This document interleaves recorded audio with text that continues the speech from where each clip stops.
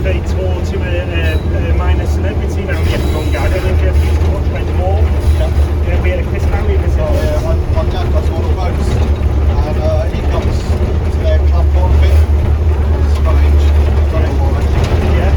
Alright, a bit frosty at first. Well, we've had lovely times. He texted me a few weeks ago, we bumped into him at Hamilton Station. Jamie goes, are you Arnold Boomer from Red Bull? And he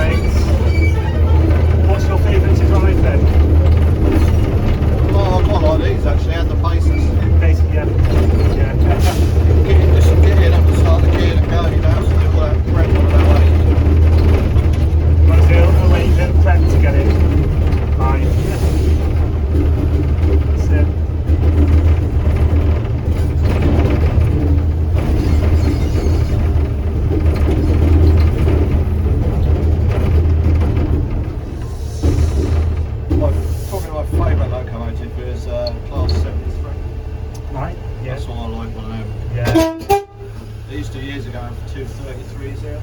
They went before I joined. But another 73. Yeah. They're very expensive. Yeah. Still holding their money. That's it.